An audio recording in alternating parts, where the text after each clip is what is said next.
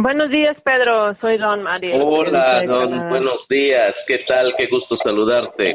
Sí, igualmente. ¿Cómo has estado? Bien, aquí en casa, por lo menos con tranquilidad. Quisiera preguntarte qué han reflexionado ustedes sobre eso del reordenamiento territorial. La crítica de fondo o el problema de fondo está justamente en eso, en el reordenamiento territorial, porque la verdad el tren en sí mismo sí impactaría, pero a lo mejor no sería, digamos, de gran tamaño, es decir, a lo mejor si fuera solamente eso, pues no sería tan grave. El problema de fondo no es en sí, y eso lo hemos venido diciendo desde el principio, no es en sí mismo el tren, sino lo que trae detrás, lo que hay detrás, que es todo esto del reordenamiento que tiene que ver con la construcción de ciudades grandes en estos lugares donde originalmente los pueblos están acostumbrados a vivir en una dinámica cultural propia y que en este momento, si esto pasa, pues va a ser una atomización cultural y bueno, con tendencias a desaparecer, porque va a estar trastocado por una serie de situaciones que se van a dar principalmente por la gente que va a componer a esas ciudades, y que creemos que muchos de ellos son gente que vienen de Centroamérica, que les han prometido trabajar en el tren y vivir aquí en torno a eso. Ah, sí. Así es. Entonces, estas ciudades nuevas, o sea, eso conecta con la segunda pregunta que vengo pensando, que es ¿cómo están pensando ustedes la conexión entre este control de migración que hemos visto en las últimas semanas terriblemente con la Guardia Nacional y todo, pero cómo ligas el tren con este deseo de controlar el flujo migratorio como una extensión de la política de Estados Unidos? ¿Qué tiene que ver el tren ahí? Bueno, es que lo ha dicho así literalmente el presidente. Para empezar, este flujo migratorio podría tener cabida aquí en la construcción del tren, es decir, los empleos que se van a generar en torno al tren y toda la proyección inmobiliaria que esto va a traer, va a ser así como el campo para el empleo de los miles de gentes que están viniendo de Centroamérica. Eso lo ha dicho varias veces, ¿no? Y lo ha ratificado en estos últimos días. Nos parece que es allí donde se piensa inclusive conectar el corredor transísmico junto con este proyecto, y que va a ser justamente un muro en el que se va a controlar, un muro sin tabiques, sin bloques, que va a tratar de controlar a la gente que viene de Centroamérica, y esto obviamente va a repercutir en la vida de la mayoría de los pueblos, de las comunidades, porque además sabemos que la gente que está viniendo es gente que al parecer está de alguna manera están desvinculados a una cultura, están despersonalizadas. Muchos de ellos son personas que están sufriendo una situación de despojo y de dolor ahí de donde vienen, y creo que esto, yo no sé finalmente qué vaya a pasar, si los vamos a contener aquí a través de este proyecto, o vamos a tener que agarrarnos de las manos y seguir con ellos hasta Tijuana y Arizona, porque es una situación lamentable que creo que no se ha calculado bien socialmente, políticamente, económicamente, lo que esto implicaría para los mayas. Y si ya se pensó, entonces es adrede que nos quieren desaparecer como cultura. ¡Qué duro! Qué difícil. ¿Verdad? ¿Y la conexión con lo transísmico sería por Tenosique? Claro, allí sería por Tenosique y por Palenque. Uy, que eso es como también algunas personas que entrevisté llegaron un poco a la misma conclusión, y es como muy distópico, ¿verdad? Pensar que atrás de un discurso de turismo sustentable y desarrollo y todo eso anda un proyecto tan distópico, ¿no? Es muy lamentable, sí, la verdad es que creo que eso que vemos como distópico, creo que ya es una cosa que el futuro nos rebasó. A mí me desespera en el sentido de que ya lo que pensamos que puede pasar es una cosa que ya está pasando y que lamentablemente nos han acostumbrado a sentir normalidad frente a esto, frente a la violencia, frente al feminicidio, frente al narcotráfico, frente a la inseguridad, frente a toda esta violencia, este horror. Nos han acostumbrado a pensar que bueno, es normal y eso tiene que pasar, o que eso fue digamos, la herencia que dejaron los otros sexenios, y bueno, pues aguantemos eso, ¿no? Y vamos a hacer una cosa que sea distinta para los pueblos, como un tren, cuando nunca pedimos eso, y menos la reordenación de nuestro territorio sin que nosotros seamos partícipes fundamentales de ello. Claro. Para terminar, en noviembre el AMLO dijo que la oposición al tren es una oposición conservadora, una oposición de la más chueca que puede haber, latosa, dijo.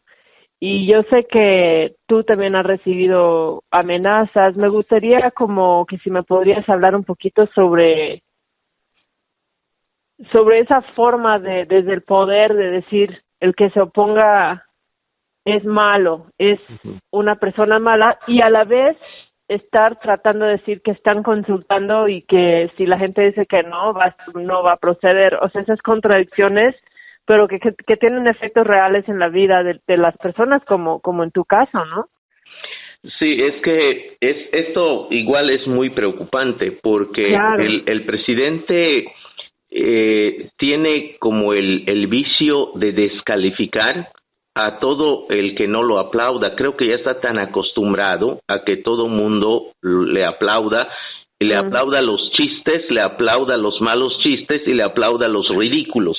Entonces, me parece que cuando uno le dice, oye, estás atropellándonos, por favor no nos aplastes, él piensa que ya uno es enemigo, pero además trata de aprovechar, me parece, la enorme popularidad que ha tenido, que me parece que también va perdiendo con todo esto, y trata de aplastar cualquier voz que sea una voz discordante a lo que él anuncia en las mañaneras. Esto es muy lamentable, que no vea matices, sino solo vea el que está conmigo o el que está contra mí.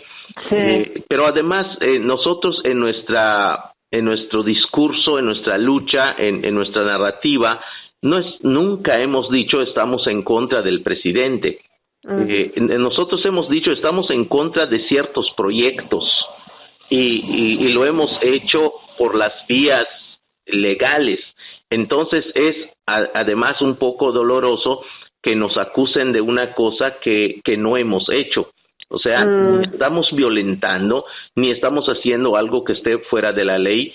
Simplemente con la misma ley establecida por el gobierno y por la nación, por la Constitución, nosotros nos hemos inconformado. Es decir, es nuestro derecho pleno ejercer eso. Y bueno, nos dicen, pues no, eres de derecha, o estás haciendo el caldo a la derecha, eres un tonto útil, y en fin, todos esos descalificativos que nos han dado, ¿no?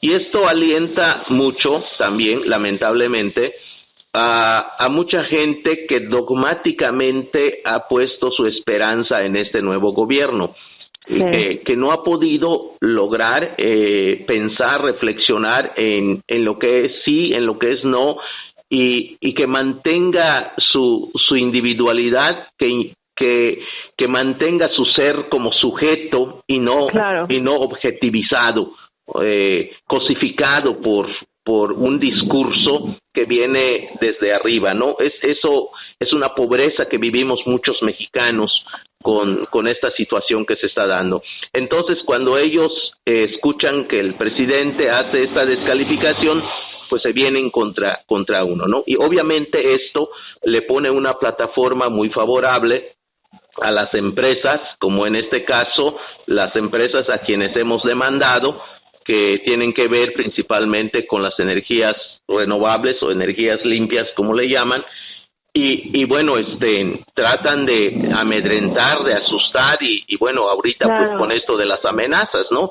Nosotros estamos pensando, y nuestra sospecha cada vez se hace más fuerte, en el sentido de que la empresa Jinko Solar de Valladolid es la que está amenazándonos, ¿no? Por lo que ha publicado en estos días. Antier hizo una declaración a uno de los medios locales más importantes de aquí de Yucatán, pues diciendo que nos invita al diálogo y que ya le dieron por el juez el permiso de seguir su trabajo y que nos invita al diálogo y no sé qué cosas, ¿no? Pues la verdad es que nosotros creemos que lo único que hay que decir de nuestra parte es que ellos se retiren y se vayan de nuestro territorio. No tenemos nada más que hablar con ellos. Nosotros hemos decidido vivir aquí y queremos que nuestra vida no sea alterada por intereses económicos que no tienen que ver con la promoción de la convivencia, sino con la acumulación de un capital que es ajeno inclusive a nuestra vida y a nuestros intereses. Entonces, esta situación es la que alimenta muchas veces la descalificación que se hace desde presidencia, y eso es muy lamentable. Obviamente no vamos a dejar de luchar por lo que nosotros creemos, porque es lo único que tenemos, la tierra donde vivimos. Si esto nos la quitan, pues ya se acabó. ¿Qué va a pasar con estos pueblos que se quedan sin ejidos? Por ejemplo, con esto que rentan las grandes empresas eólicas o fotovoltaicas, pues los pueblos se van a quedar como pueblos fantasmas, porque al no tener tierra para trabajar, se van a tener que marchar a las ciudades a disfrutar los empleos del que presume y pregona Jiménez Pons, que van a hacer limpiar los baños a la gente turista que va a llegar. Y el famoso desarrollo es ver frente a mi pueblo a un Oxxo, a un Walmart, que bueno, va a venir a generar toneladas de basura, porque a eso le llaman desarrollo, y creo que eso es justamente lo que nosotros no queremos, y por eso nos vamos a seguir oponiendo a este tipo de proyectos. Qué bueno. Qué bueno. Entonces, las amenazas contra su persona eran como por vía telefónica, o no sé si quiere hablar de eso. Sí, claro, sí, la amenaza llegó vía WhatsApp. Me mandaron un mensaje que le mandaron también a mi hijo en el mismo momento que me llegaba el mensaje, le llegaba también a él. Y bueno, pues cobardemente se han escondido en este medio y no han querido dar la cara, pero cada vez nosotros pensamos que son los de la empresa Jinko Solar que nos están haciendo esta maldad, y que creemos que no se vale jugar así, pero en un país tan descompuesto que se cae a pedazos y que muchas veces no se quiere atender, pues ni modos, vamos a tener que aguantar este tipo de situaciones que son muy lamentables, a pesar de presumir un Estado de Derecho. Qué duro. Pues no más para reiterar que pues cuentas también conmigo. Aquí estamos para lo que sea, para sacar algo al internacional, o bueno, lo poco que podemos hacer. Muchas gracias, Pedro, y seguimos en contacto. Le mando el link a la historia, y bueno, todavía tengo la idea de seguir con esa historia más rato. Espero conocerte también en un futuro. Muchas gracias. No, a ti, hasta luego. Adiós, un abrazo. Bye, bye.